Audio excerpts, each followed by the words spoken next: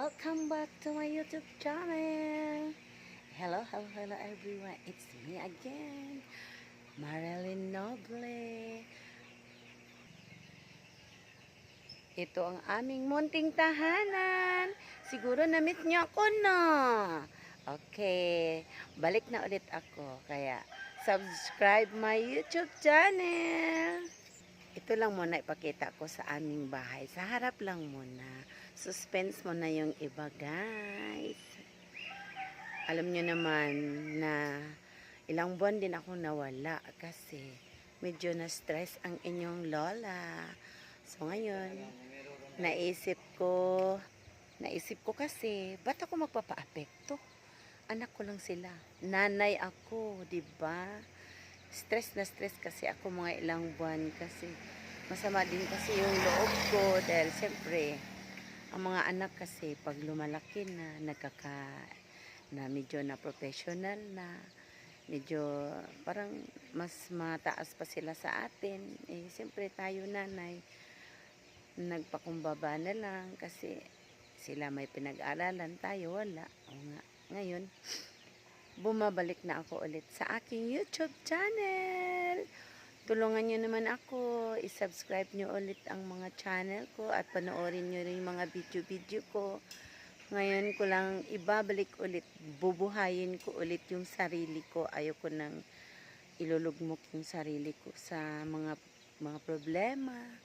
Syempre, nandito na tayo sa mundong ito, kaya gusto kong ibangon ulit yung sarili ko na ayoko nang magpapa-apekto. Guys, nandito ako sa labas. Pakita ko muna yung bahay ko ha. Kahit ganito lang yung bahay to, pero mahal ko to dahil pinagpaguran ko to nung namamasukan pa ako sa Maynila. I've been 18 years na namasukan sa Maynila mula nang maliit pa yung mga anak ko. Ito yung kumbaga pinaghirapan ko to. So ngayon, magkukwento na ako ng buhay ko. Mula nung namasukan ako, nung maliit pa yung mga anak ko, isa-isahin ko nang i-reveal sa inyo.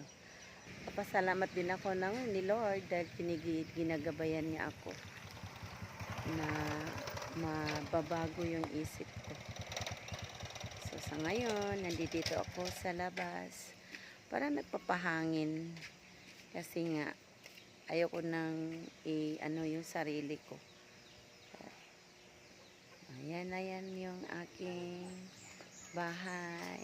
Kahit papano, parang nabubuhayan na yung mukha ko. Tuloy ang kwento, guys. Ilang buwan din kasi ako na wala ako sa mood mag video kasi nga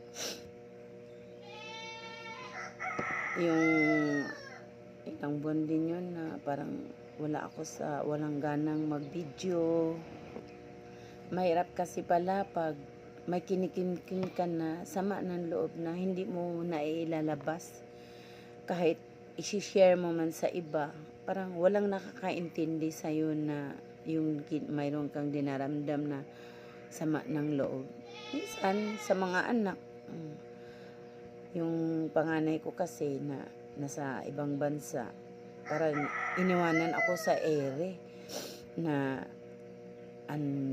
nangutang ako para makarating siya sa Australia. Tapos dumating yun sa punto na hindi na niya ako pinansin. Parang binlock na niya ako sa ano. So ngayon parang kinikimkim ko yun. 2 taon siyang hindi nagparamdam sa amin. Until now, hindi naman siya nagpaparamdam.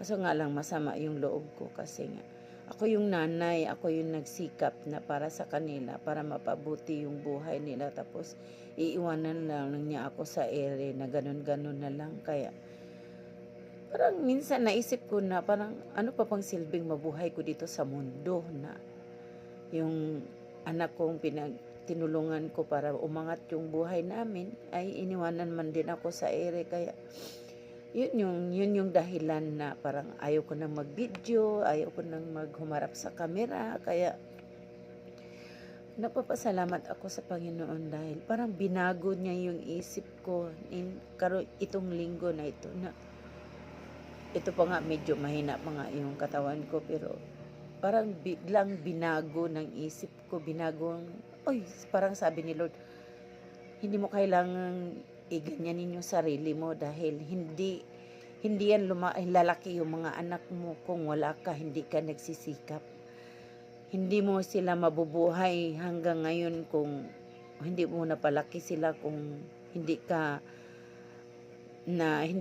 nagbabaya, kung nagbabaya ka sa kanila mula nang maliit ka pa. Kaya nagpapasalamat ako sa Panginoon talaga na parang binangon niya yung isip ko. Bagong ligo nga ako, guys. So kasi nga parang sabi ni Lord, ayusin mo yung sarili mo, na kailangan mong itayo yung ano mo, baguhin mo yung sarili mo, na kailangan mo nang iharap yung sarili mo na matibay ka, hindi ka yung ano na wag mong ibababa yung sarili mo. Kaya eto, thank you Lord, thank you Lord, thank you Lord talaga. At nandito ako mulit humarap sa camera, nabubuhayan ulit ng loob para mag-video ulit. Kaya thank you sa mga nag-subscribe sa akin. Sana wag nyo naman unsubscribe yung subscribe nyo.